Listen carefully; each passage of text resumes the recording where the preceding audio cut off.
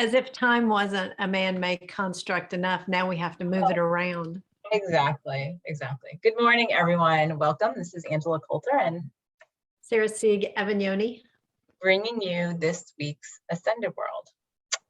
Yes, in our time-constructed time change, Right. a human-constructed time change, which I was thinking, they moved it, which made it like worse, right? Because it's more contracted now, and it's like, well, then just leave it.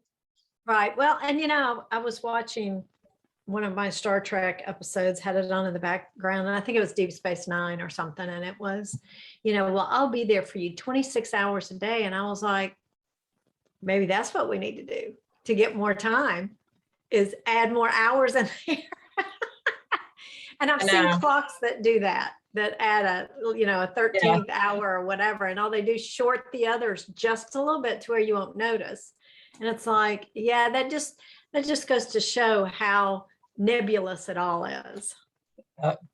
I know. Well, and we get to that place. It's what I always say to people, which is interesting, is you don't think about, like, you watch Star Wars, right? This, like, the thing I was talking about is how time is relative to where we construct it, right?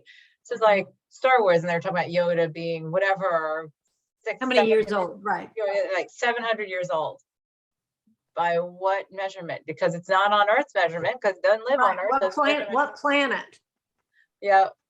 Like, in what time? Is there a galactic time? Right. So, like, there's a star date. So is there a star time? Right.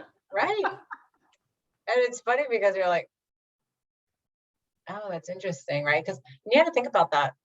We're getting a little off topic. We're starting off a little off topic. We can bring it back around. I'm sure we can bring it back around.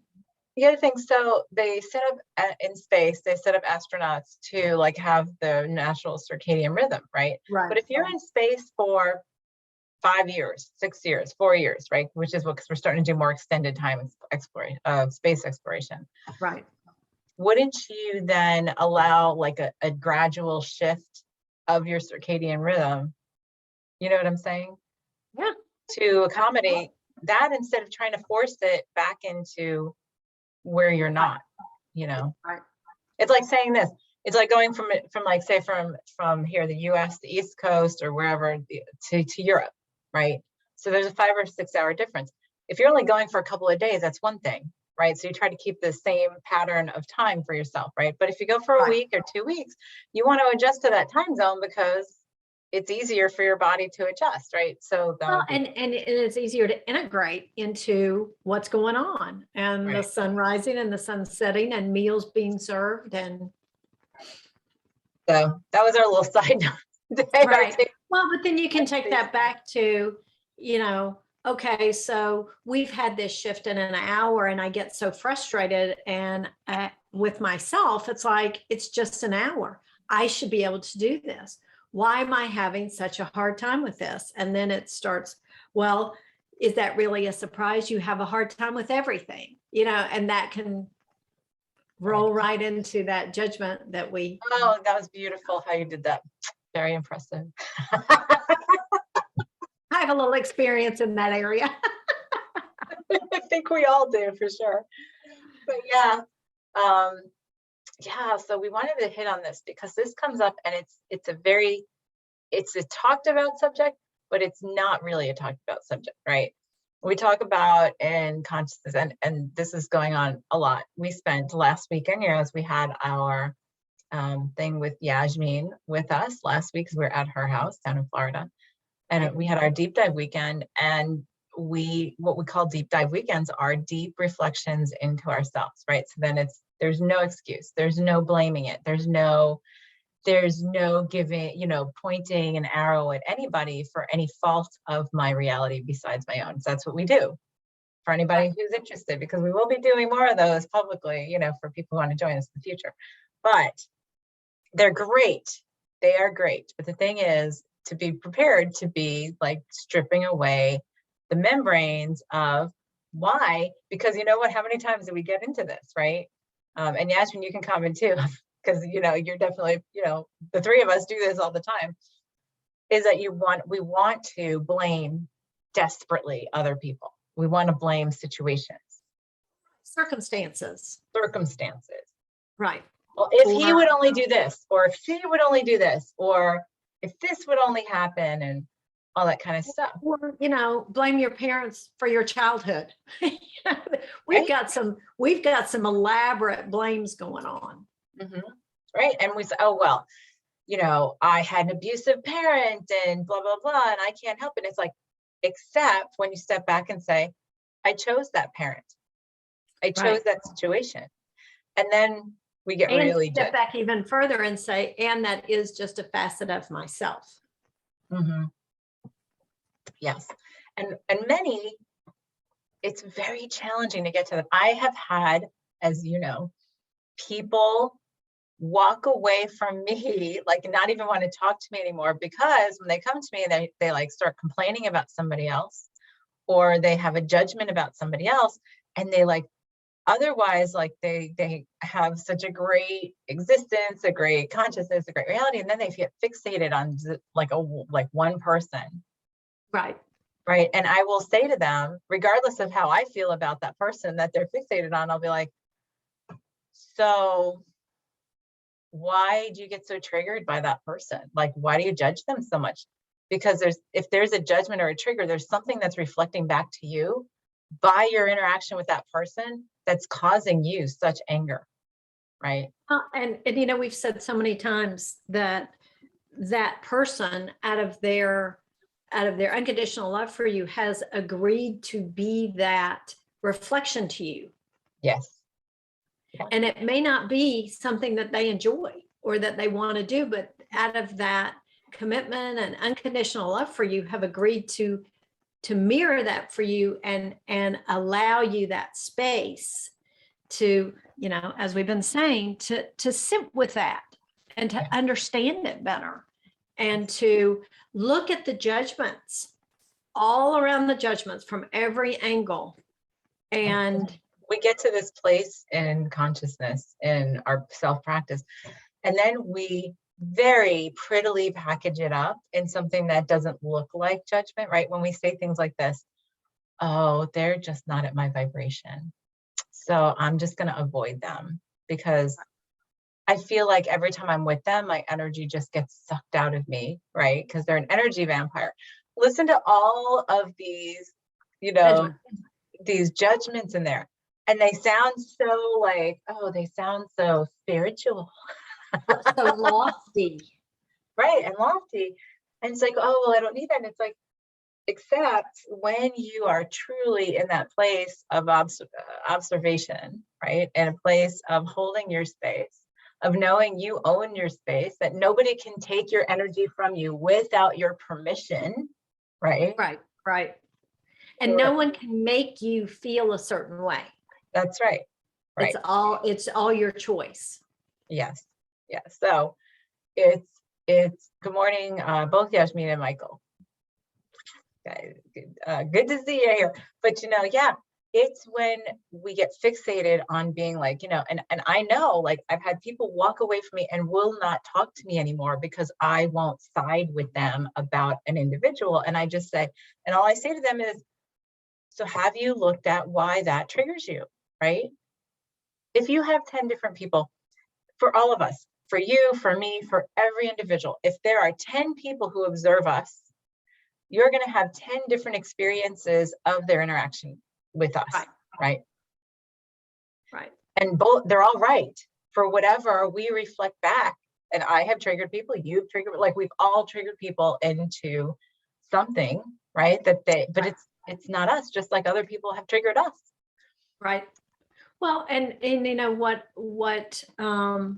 it's all good and fine when it's, something like he said, she said, that kind of thing. But when you come back to that place to where you come to the realization where you're expanding your understanding and starting to see other people's perspectives, and then you start coming to the place where, oh, what they're saying about me actually might hold some truth. Mm-hmm. And you start turning that on yourself and judging yourself and saying, I'm not the good person I thought I was. Well, and then good is a judgment, right? Right. So, And then you get into that thing, well, how do I define good? And does that mean that I never make a mistake? Does that mean that just because in this particular instance, it might not have been as unselfishly motivated as I believe it was? And you start looking at things that make you question your feelings about yourself and what you've built your value on. And that's when it gets really sticky to say, yes, I'm going to look at this. And yes, I'm going to hold that space for myself. And yes, I'm going to be the support for myself that I've been looking for in everybody else so that I can move through this. So I can move through this and be really who I am, not just who I tell myself I am and I pretend that I am, but to be who I really am deep, deep down inside with no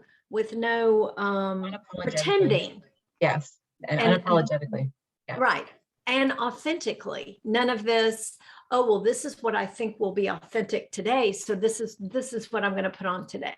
Well, or this is what will make this person love me, is being this kind of person. So that's what I'm going to do, because I don't believe I'm intrinsically valuable without that person's love or whatever.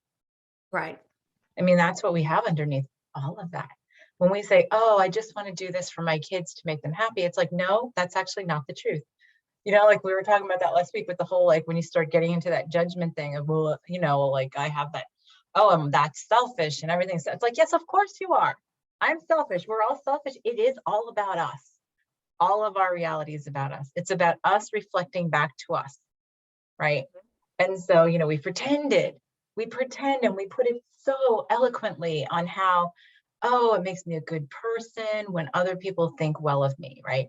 It makes me a good person when I take care of other people, because then they think I'm a good person. So that means I must be, right? Well, especially if it involves sacrificing yourself. Right. Or the betterment of someone else at the detriment of you. And that has to make you a good person. Right. And then what we do, and what I have been looking at for several weeks, is how much we have undercover of, well, if I don't do this, or if I do this at 100% in my authenticity, that person might leave my life. Right. Right. Which means then I'm unlovable or unworthy of being loved or whatever. And so therefore I have to limit myself. I have to make myself smaller. And we don't even think this consciously. We don't even think it consciously.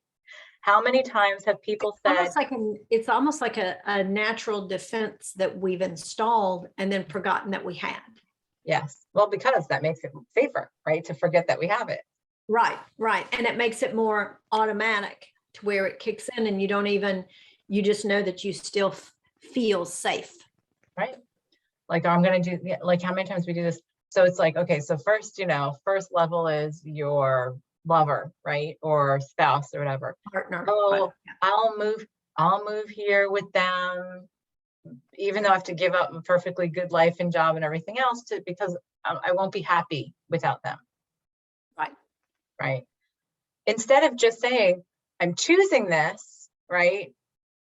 Because maybe this isn't working for you, or maybe it's not working for you in the way that you had hoped, right? And stuff. And it's also an opportunity to be with that person, but also an opportunity to make change, which is what we never acknowledge because we've romanticized I do this for you. Right. Which carries an expectation. Mm-hmm. That installed expectation of I'll do this for you, and that you later will then you'll do this for me. Right. Yeah. Then in turn you will pay me back somehow, or next it'll be my turn, or there's some give and take that's assumed. Expected. Right. Right. And then many times that never happens. because then it becomes this lopsided thing, right? Now, I'm not saying that you'd never want to do that. The thing is to really be clear on your own guidance. If guidance says go, then go. If guidance says stay, stay. But it's not should I go, because should is ego, like as we've said so many times.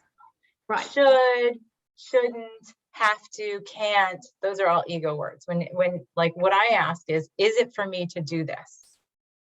Right. Right. And I get yes or no. Well, and there's so many things that can be bundled with that. Like, for instance, if you do make changes to accommodate and it's been your guidance to go, don't stop at just going. Right. Okay, so now I'm here. What's here for me? Right. What is the next step in this change? Because typically it has like a trickle down effect or a ripple effect to where it's not just that change. It's okay. So now you change all these things and that leads you to a whole different place than you ever would have been had you decided to stop at that first change. And that's what I'm finding is it's like, okay, as I come to that place of forgiveness and embracing and changing and allowing all the things that I believed about myself to be different, what's next? So how does that reflect into my passions and into my joy and into my day-to-day and my everything and how I look at everything? Because we don't, you're right. And that's the whole thing is we stop at, I did this. Well, now I have to do everything for this, right? So I have to change this. I have to limit this. I can't do this. I can't tell you how many people that I know, we have romanticized marriage, right? To such a degree. Well, first of all, it was a property thing, whatever, right? To talk about imbalance of, energies.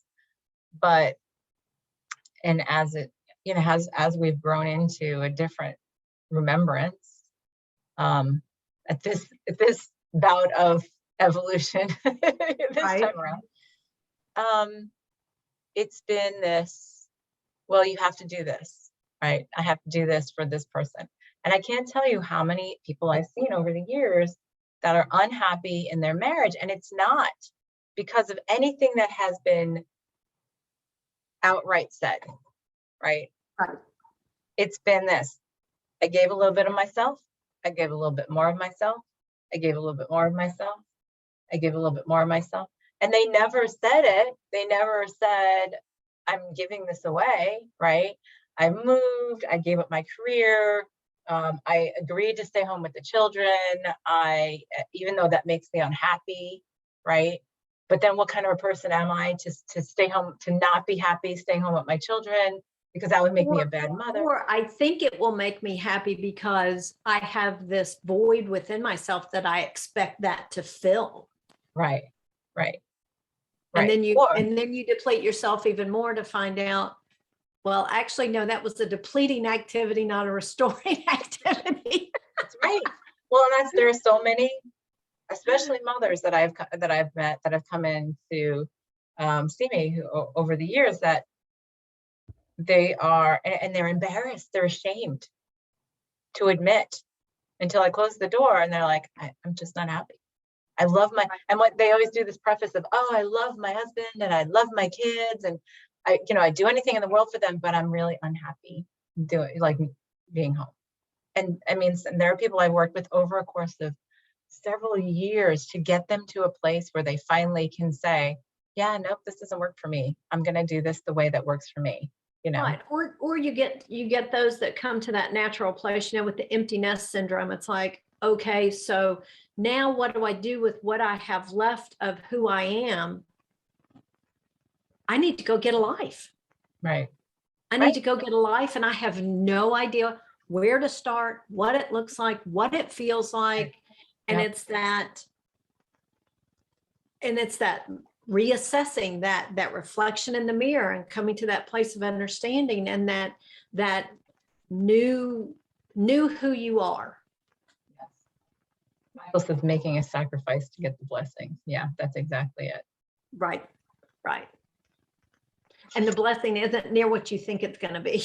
Nope, never is. Or it's so temporary, right? Until the next time. Right. But yes, you're completely right. And it's so it's so common. And so like, I'll even give an example of myself as well. You know, I have gone through a period of limiting myself and self-sabotaging very, very artistically after Absolutely. you know, 8 years ago, there was a big blow up in my marriage, and it was equated to me being so successful in my business. And then at some level, and it wasn't even a conscious choice, at some level I thought, oh my gosh, he'll leave me if I'm too successful in my own business. Even though I was tremendously successful in corporate, that was different because it wasn't my stuff, right? So that was this whole weird Someone thing. else. Right. Right. And so like, it's funny because in unraveling all this, my husband was horrified to know that I had held that over my head all these years, because he's like, I want you to be successful. Like, you know, yes, I recognize that was my stuff back then, right? And that's all that matters, right? He's like, no, I recognize that was my stuff back then. He's like, but I'm over that. He's like, I totally Right. want you to be successful and everything else. And it's all me. It's all me, right? Right. So then it's like, oh, well, now I have to unravel this pattern and habit, or these habits, right? Right. Well, I mean, you look at kids who are in law school. They've gone to undergrads, they go straight to law school, and the pressure and the competition and the drive and the push and the push and the push and the push. And then they study for the bar after they graduate, and then they take the test, and then they have nothing but time. They have nothing, no goal, nothing before them.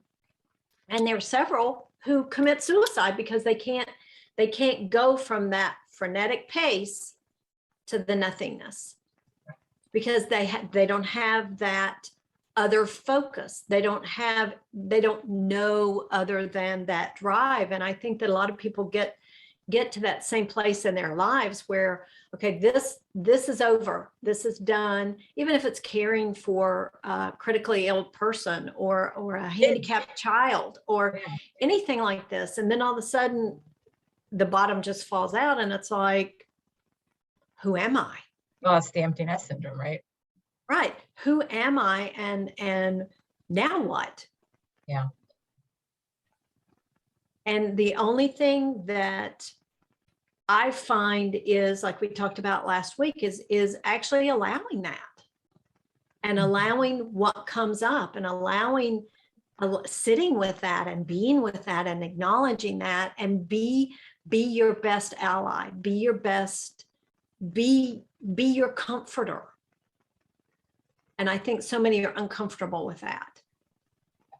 Because we want, you know, because we don't believe we're worthy of it, right?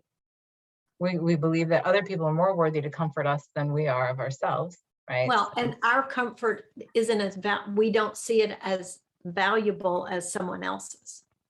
Well, I mean, look at how many, when we take time to self-nourish, right? Or we take time to ourselves and say, you decide, you know what?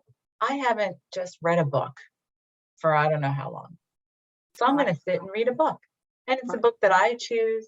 It doesn't have to be self-help. It can be a total trash fiction book that Romance novel. A romance novel, right? Harlequin romance. I don't even know if they make those anymore. I don't either.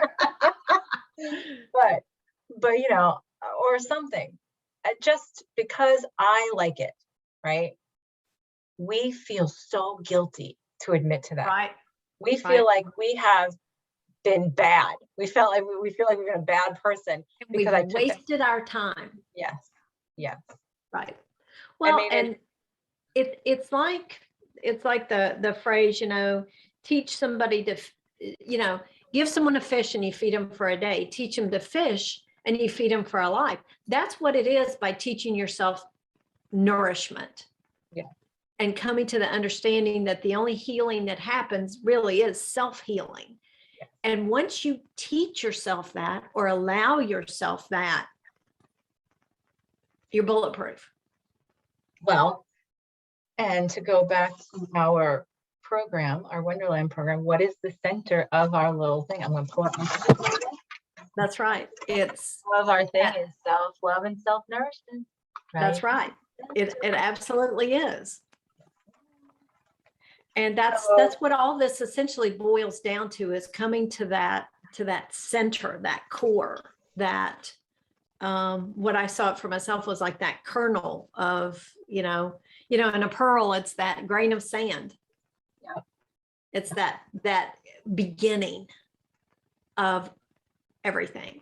Yes. And it's the reason I brought up like my thing was because it was so subconscious. I was banging my head against the wall, and we do it all the time. Right. Well, it's like that installed program that just runs, and it's like it runs in the background and you don't know it's there. You don't feel it, you don't see it, you don't have to maintain it. It's just automatic. Yes. And we have so many layers upon layers upon layers upon layers. So here's the thing.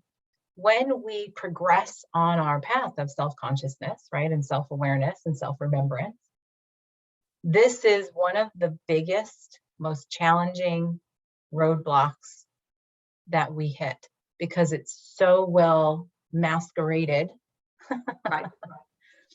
that we will look at it and be like, I see nothing. I see nothing. Right. Which is such a big, by the way, such a big message right there. I see nothing, but I'm so frustrated. I see nothing. And you're going, oh, this sounds way like, it's very convenient to the ego to say, I see nothing. I don't know what you're talking about. This obviously is a victimhood thing. And so this has to be a situation where I totally am a victim. Right. Right. This one time, right? This one person. And that's where we're talking about, that external judgment comes, right? Then you start going, oh, well, if only this didn't happen, if only COVID didn't happen, if only, this person wasn't in my life, if only I didn't have to. The housing market weren't so volatile right now, or if only, the job market was better, or if only if I had health insurance. Yes. Or if only I could lose weight. Well, and it's like, I was talking to my daughter over the weekend, my youngest, my 23-year-old, who, she was having some digestive stuff going on, and she's had some stuff off and on. And I said, you might want to maybe look at, and I've said to her multiple times, you might want to look at your diet. You might want to look at how you're eating. You might want to look at this and this and this. And she wasn't really willing to look at it until it got exacerbated, right? So I'm like, well, I said, but then you also have to look at why you don't feel worthy of taking care of yourself. Nourishing yourself. And nourishing yourself properly. Yes. And that is something that's, plagued me my whole life, as I've never felt worthy to nourish myself. And,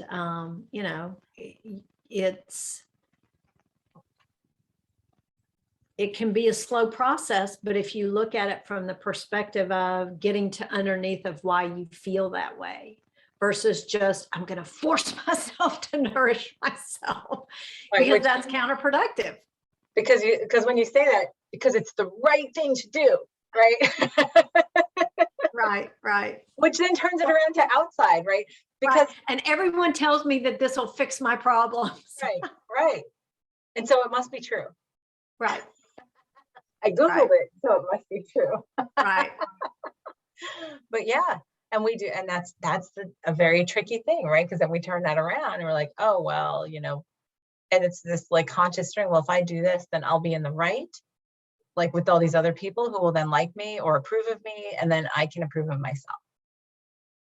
Right. It was funny because I turned around and I said, to my daughter when we were talking about all this, I said, years ago, I had the same issues. I said, that's when I had migraines and everything else. I said, all attached to your digestive system. And she goes, and she was pretty young when I dealt with him. She's probably like 3 or 4 when I actually dealt with all that. So she doesn't remember, Right. And I said, right. I said, and I shifted the way I ate. I shifted what I did for myself. I shifted my whole consciousness. That was when I all started really like doing a lot of stuff that really nourished me, because it was what my body and my heart wanted. And so I'm like, and that changed everything. Cause she's like, oh my God, because you have no problems with anything. I said, right. Because I went through all that work and I've been doing It's self not work. by accident. Yes, yes. And I was like, it's not just because I'm lucky. Right. Or I found the right drug. Right. Right. And I said, and what? When I said, do you remember the last time I had a migraine? You don't, because I don't get them anymore. It's been years. Years. Right. I said, I don't have, digestive, in general, I don't have bouts with digestive issues anymore. Not the way I used to. I'm like, no, I don't have any of that. It's because I chose to change it. I chose to recognize my own worth to say, I deserve better than this. I deserve to be able to live a life where my body is happy and functioning optimally and whatever. And that's a continuous reflection. Even when gained a bunch of the weight, which was all about the other thing that I'm working on in the last couple of weeks, that I finally uncovered where that was about. I'm like, I was still healthy. I was still incredibly healthy, like Right. That's how I knew all of that was simply a shield or a weight that I was putting on myself, literally to hold myself down, to hold myself back. So, right. So, Well, and the more we give ourselves away, the more and sacrifice for others, the more the physical body responds. Well, like, oh, well, then I need to be bigger to accommodate this. Yeah. I need to expand myself physically to be able to manage this constant drain on myself. Yeah. Yep. And the more that I just go, yep, no more. Yep, no more, not mine, not mine, not mine. The easier all of that has just, I've just shrunk and shrunk and shrunk and shrunk. That's the easiest thing, the easiest way to go about it. So and this is all part of the same thing. This is where the judgment and everything comes from when we get, so always look at, the more adamant you are about judging somebody, the more of a pea it is, the princess and the pea, right? Right. The more of a pea it is under those mattresses to look at and say, oh, what am I strategically hiding from myself so that I feel better judging these people, right? Like how many, makes me cringe. You people. What a horrible phrase. I'm like, oh, so that's a judgment too, but it's like, it's such an externalization and a projection phrase, right? You people, right? Like all of you people, right? And it's like, that's the thing for us to stop saying, because it's all me. It's all me. If you replace all you people with just, it's all me. Damn it. Boy, does that change it? Boy, does that change it? Yeah. And then it's like, and then you judge yourself, right? Then you go back into like what you were saying in the beginning. You loser, like what you've done. Look at how you look at what you've made for yourself. Look at this mess you have to clean up, and right? Well, and that's the perfect place to start, to say, if this were my best friend or my child or my pet, especially, that's a great one. Yeah. If this were my pet, how would I treat my pet? Right. And if you treat yourself that way, I mean, just the shift that comes over your biology is tremendous to the holding and the concern and the care and it's the epitome of holding space for someone is to allow yourself to move through this on your terms, and not, oh, well, grief should be this, or anger should be this. It's on your terms, and to be that or marriage should be this, or parenting should be this, or friendship should be this. So that to me, that's the first step, is to shifting that mental picture of how you see yourself and treat yourself when you're in the throes of looking at that reflection in the mirror and coming to that judgment of yourself, is to shift that and to say, okay, if this were my best loved you fill in the blank, pet, parent, spouse, partner, friend, child, how would I want to comfort them? And Well, then do that for yourself. right. And why wouldn't we? Right. I mean, 'cause what do we say? But When we, talk, but I don't we know about usually don't. you.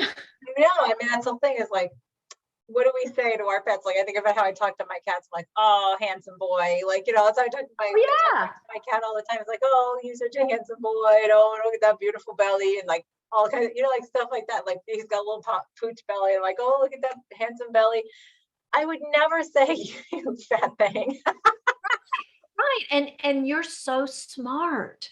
Yes, what a smart boy. And da, da, da. Right.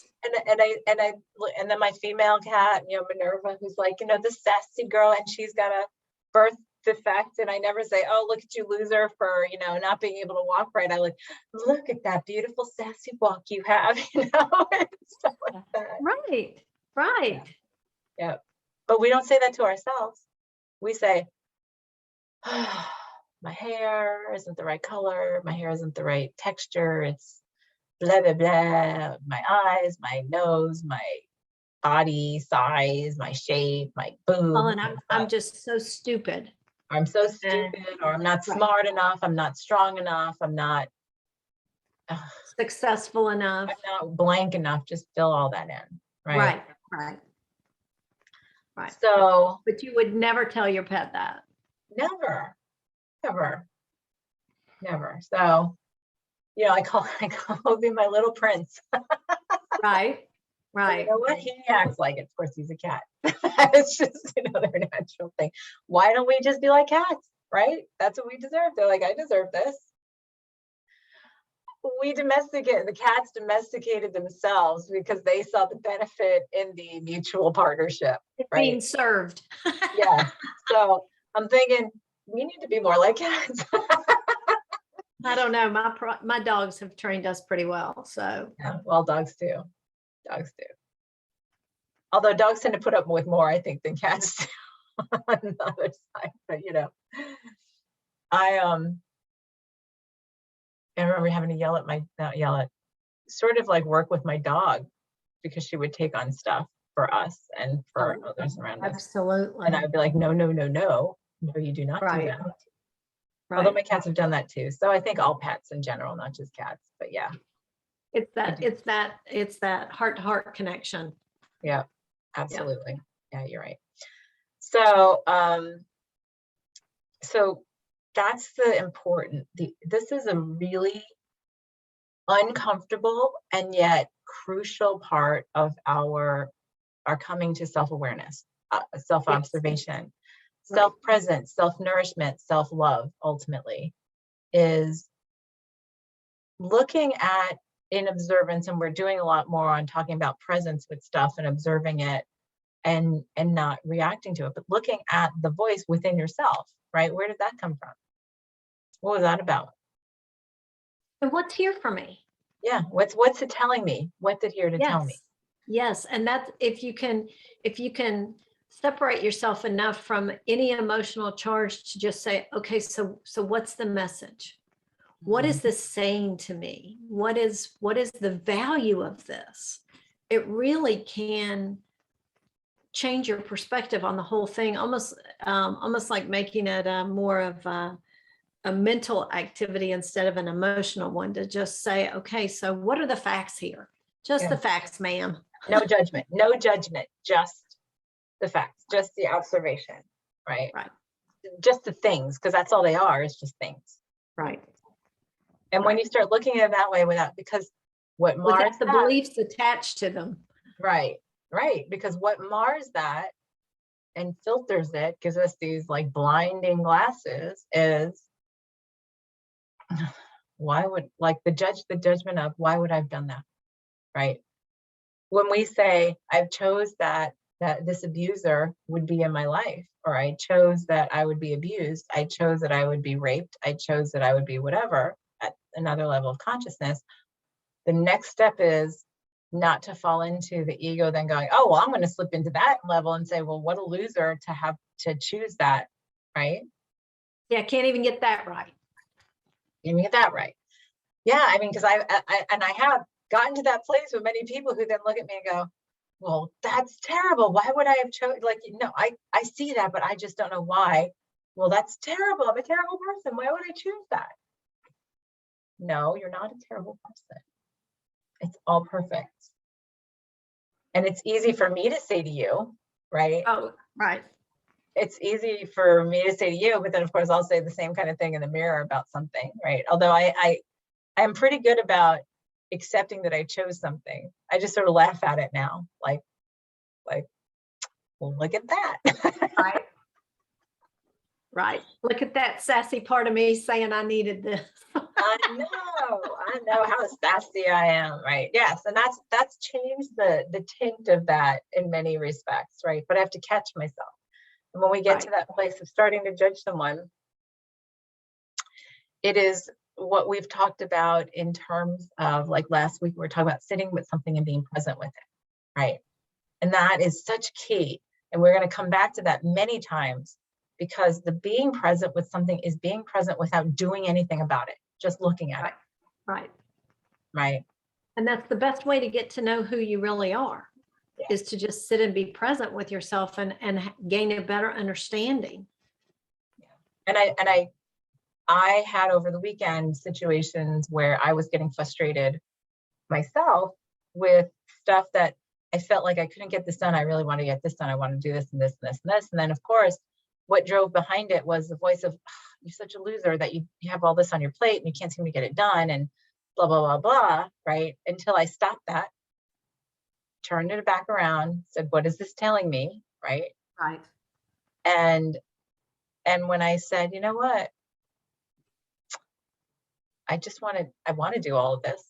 I'm very happy that these are things that all make my heart sing, right? Right. So I'm just going to make sure I schedule it better, right? So that I can say, I'm going to just schedule this for this time for this, and this time for this. And I'm going to keep to it for now because it's a structure that keeps me separating. But I have to commit to myself that when I'm in this time period and I'm working on this, I'm not thinking about these other things, because the thinking about the other things is what prevents me from getting this done, because then I judge myself and then I procrastinate and then I do other stuff that's, sabotaging, right? Or and you just get into that snowball effect to where if you had followed through and given yourself the space to do that one thing. Yes. Well, and I've always heard that multitasking is, it's the opportunity to do multiple things halfway. And I've always been a master at doing multitasking, which again, then you go back to, well, but then what am I doing all of it halfway instead of allowing myself to immerse myself in each activity, right? And I found that when I said, I am just going to schedule this for 2 hours, I'm not going to worry about the other stuff, because at the end of 2 hours, then I can go on to this. And I did that all weekend and it worked wonderfully. And I was in such a better mood. I was so much more productive. I got a lot done. I was happier, right? I wasn't judging myself and getting irritated at myself, because that's what was happening. I was getting so angry at myself. Like, what's the matter with me? I can't get this stuff done, right? So it's finding a way to, and in that saying, I'm just going to put the space where I am present in this task or this thing that I want to do. Right. And that means that I am not then looking at anything else at that time, and I'm being completely present with what I am doing right now, which is what we have a hard time with in general. Right. Because that means I have to be then present with myself. Right. So what's our clearing for today?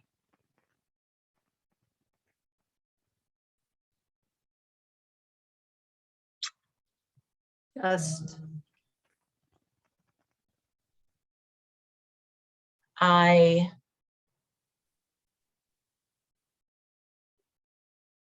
see the mirror in all of my judgments. Ooh, that's a good one. Yeah. I allow myself to see the mirror in all of my judgments with love and self-support and clarity. How about something like that? As simple as that. That sounds really powerful. Not so simple. Yeah, that's true. And No, then Michael let's says do it. full allowance, and Michael says full allowance of ourselves. Yes, in that Yes, yes. full allowance of ourselves. In authenticity, in true authenticity. And self responsibility, which you and I talk about too. So like, yeah, all of that.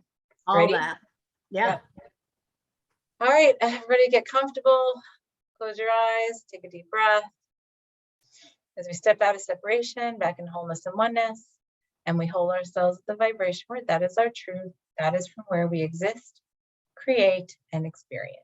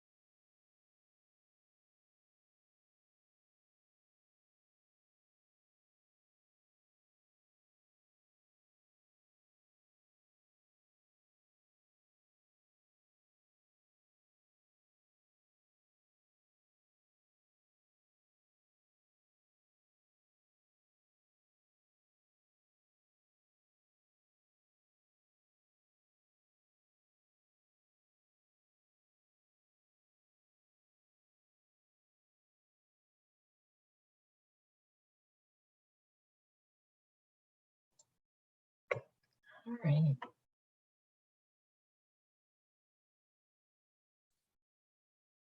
I could have stayed out there for a long time. That was way out there, way out there. I don't even know what time we went out. I don't know how long we were out there. And I was like, oh, I guess we can come back now because I think I'm just going to go sit in that later today for a while.